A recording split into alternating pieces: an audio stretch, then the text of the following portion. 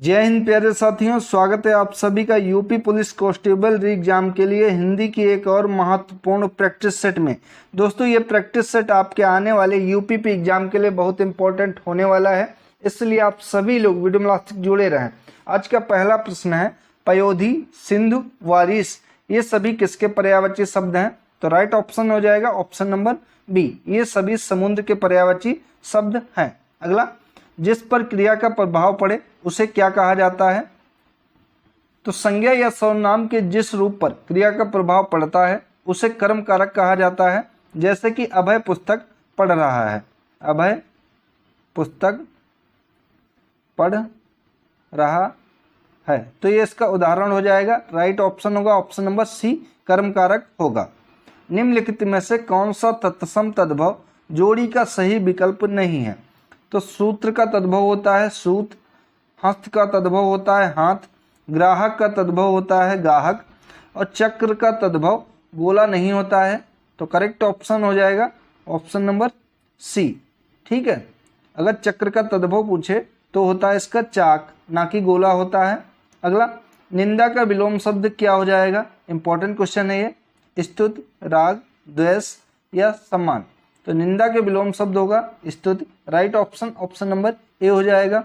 राग का अगर विलोम शब्द पूछे तो राग का विलोम शब्द हो जाएगा विराग या द्वेष, ये ध्यान रखेंगे। ठीक है, अगला, निम्नलिखित शब्दों में से विशेषण को पहचानिए। ऐतिहासिक, उपासना, आश्वासन या अपेक्षा? तो इनमें से विशेषण शब्द है ऐतिहासिक। राइट ऑप्शन ए इसका हो जाएगा। ठीक है, जो शब्द संज्ञा या सर्वनाम की विशेषता बताते हैं उन्हें विशेषण कहा जाता है, तथा जिस शब्द की विशेषता बताई जाए उसे विशेष कहा जाता है, ये भी ध्यान रखेंगे। आंसू के कवि कौन है? अज्ञेय, जयशंकर प्रसाद, सूर्यकांत त्रिपाठी निराला, राम नरेश त्रिपाठी। तो आंसू के कवि हैं जो कि जयशंकर प्रसाद जी, ऑप्शन नंबर 20 का करेक्ट ऑप्शन हो जाएगा। इनकी अन्य काव्य रचनाएं हैं जिनमें लहर, झरना बहुत इंपॉर्टेंट है, कामायनी बहुत पूछी जाती है, तो आप लोग ध्यान रखेंगे किसकी रचना है? जयशंकर प्रसाद जी की। ठीक है, अगला, देसिल बना सब जन मिठा ते तैसन जपो अवट्ठा, यह उक्ति किस रचनाकार की है? तो यह उक्ति जो कि विद्यापति की है। राइट ऑप्शन इसका ए हो जाएगा। इनकी प्रमुख रचनाएं जो कि पदावली इनकी प्रमुख रचना है, अक्सर एग्जाम में पूछी जाती है। कीर्तिलता है, ये भी पूछी जाती है, ध्यान रखेंगे। कीर्तिलता, पदावली और कीर्ति पताका, ये रचनाएं जो कि विद्यापति की हैं। श्री देवी के लिए सुवर मिला है, इस वाक्य में सु किस प्रकार का विशेषण है? सर्वनामिक, गुणवाचक, परिमाणवाचक या संख्यावाचक विशेषण? तो श्री देवी के लिए सुवर मिला है, इस वाक्य में सु जो कि गुणवाचक विशेषण है। राइट ऑप्शन 20 का हो जाएगा, क्योंकि जिस शब्द से संज्ञा का गुण, दशा, स्वभाव आज बताए जाए वहां पर गुणवाचक विशेषण होता है। अगला, अरे, हैं, ए, ओ इत्यादि, इसमें किस प्रकार के अव्यय हैं? प्रशंसा बोधक अव्यय, शोक बोधक, हर्ष बोधक, आश्चर्य बोधक। तो ये सभी जो कि आश्चर्य बोधक अव्यय हैं। राइट ऑप्शन डी इसका हो जाएगा। ठीक है, यह कह सकते हैं विस्मयादि बोधक। ठीक है, अगला, जागना मूल रूप क्रिया का प्रथम प्रणयार्थक रूप क्या होगा? जगाना, जगवाना, जागवाना या फिर जाग? तो जागना मूल रूप क्रिया का प्रथम प्रणयार्थक रूप जो कि जगाना होगा। ठीक है, और अगर इसका द्वितीय रूप पूछे तो द्वितीय जो कि जगवाना होगा। पहला है जगाना, ठीक है, और दूसरा अगर पूछता तो ये हो जाता जगवाना। ठीक है, तो राइट ऑप्शन इसका ए हो जाएगा। ठीक है, जिन क्रियाओं से यह बोध हो कि कर्ता स्वयं कार्य ना करके किसी दूसरे को कार्य करने के लिए प्रेरित करता है, वे प्रेरणार्थक क्रियाएं कहलाती हैं। ठीक है, ये भी ध्यान रखेंगे। निम्नलिखित वाक्यों में से पूर्ण वर्तमान काल को स्पष्ट कीजिए।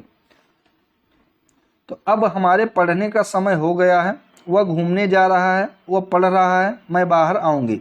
तो इनमें से पूर्ण वर्तमान काल जो कि उदाहरण है ऑप्शन नंबर ए, कि अब हमारे पढ़ने का समय हो गया है। ठीक है, पूर्ण वर्तमान काल में कार्य के पूर्ण सिद्धि का बोध होता है, जैसे कि कार्य पूर्ण हो चुका है, जैसे राम आया है, मोहन ने पुस्तक पढ़ी है। अगला, सुरेश गीत गा रहा था, वाक्य में कौन सा काल है? तो गा रहा था अपूर्ण भूत है, पूर्ण भूत है, सामान्य भूत है या आसन्न भूत है? तो गा रहा था यानी कि पूरा नहीं हुआ है, तो इसमें अपूर्ण भूत हो जाएगा। राइट ऑप्शन ए इसका हो जाएगा। ठीक है। अगला, पंछी दाना चुग रहा है, रेखांकित शब्द का पर्यायवाची इनमें से कौन सा नहीं है? तो अंडज, खग और नभचर, ये तीनों जो कि पंछी के पर्यायवाची शब्द हैं, लेकिन पंकज इसका पर्यायवाची शब्द नहीं है। ठीक है, पंकज जो कि कमल का पर्यायवाची शब्द है। तो राइट ऑप्शन इसका ए हो जाएगा। अगला क्वेश्चन, प्रति प्लस आघात का संधि रूप क्या होगा? प्रत्याघात, प्रत्याघात, प्रत्याघात या प्रति आघात? तो प्रति प्लस आघात का संधि रूप होगा प्रत्याघात, यानी कि राइट ऑप्शन ए इसका हो जाएगा। ठीक है, और इसमें यण संधि है। संधि अगर पूछे तो यण संधि है। अंगुली शब्द का तद्भव रूप क्या हो जाएगा? तो राइट ऑप्शन है उंगली। ऑप्शन नंबर डी इसका करेक्ट ऑप्शन होगा। अंगुली का तद्भव होगा उंगली। विश्व हिंदी दिवस कब मनाया जाता है? इंपॉर्टेंट क्वेश्चन है ये। 10 जनवरी को, 15 अगस्त को, 14 सितंबर को या 26 जनवरी को? तो विश्व हिंदी दिवस प्रतिवर्ष जो कि 10 जनवरी को मनाया जाता है। राइट ऑप्शन ए इसका होगा। इनमें से कौन सी भाषा भारतीय संविधान की 8वीं अनुसूची में शामिल नहीं है? तो भारतीय संविधान की 8वीं अनुसूची में कुल 22 भाषाएं शामिल हैं। ठीक है, और पूछा गया कि इनमें से कौन सी शामिल नहीं है? तो मिजो इनमें से शामिल नहीं है। शेष कन्नड़, नेपाली और सिंधी ये तीनों भाषाएं शामिल हैं। तो राइट ऑप्शन इसका सी होगा। निम्नलिखित प्रश्न में 4 विकल्पों में से उस सही विकल्प का चयन करें जो कि बताता है कि सत्यार्थ प्रकाश उपन्यास के लेखक कौन है? दयानंद सरस्वती, अरविंदो घोष, भवभूत या हर्षवर्धन? तो सत्यार्थ प्रकाश उपन्यास के लेखक जो कि दयानंद सरस्वती जी हैं। ऑप्शन नंबर ए इसका करेक्ट ऑप्शन हो जाएगा। इन्होंने एक प्रमुख नारा दिया था जो कि अक्सर एग्जाम में पूछा जाता है कि वेदों की ओर लौटो। ये दयानंद सरस्वती जी के द्वारा ही नारा दिया गया था।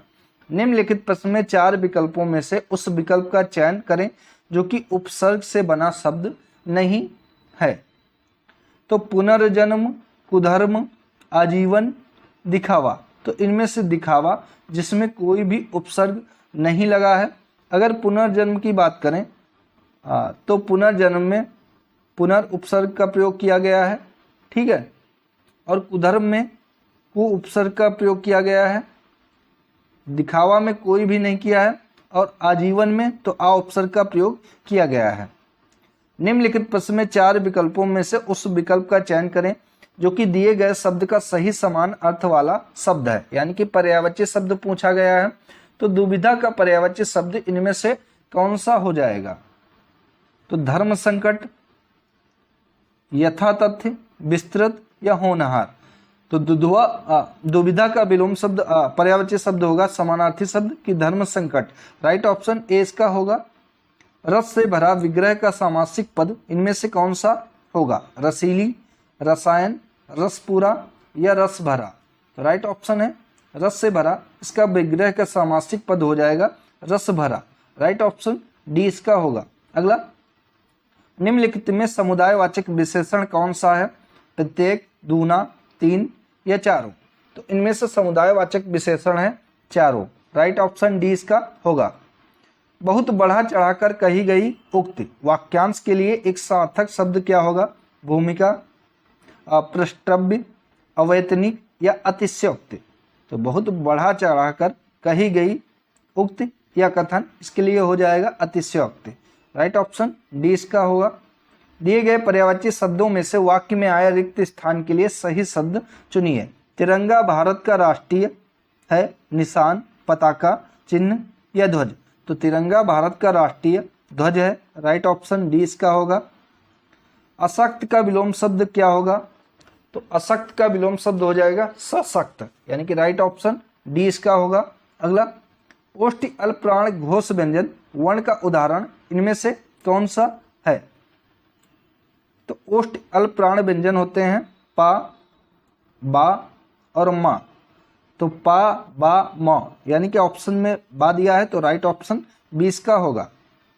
लता गा रही है, इस वाक्य में क्रिया किस काल का बोध करा रही है?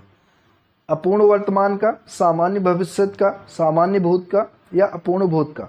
तो लता गा रही है यानी कि वर्तमान में गा रही है और अभी गाना कंप्लीट नहीं हुआ है, यानी कार्य पूरा नहीं हुआ है, तो इसका राइट ऑप्शन हो जाएगा ऑप्शन नंबर ए, अपूर्ण वर्तमान है।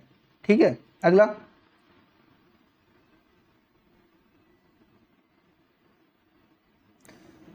धर्माधर्म में कौन सा समास है? द्विगु समास, द्वंद्व समास, अव्ययीभाव समास, कर्मधारय समास।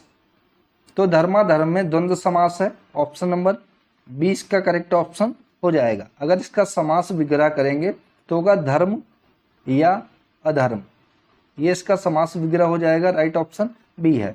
शुभेच्छा का सही संधि विच्छेद क्या होगा?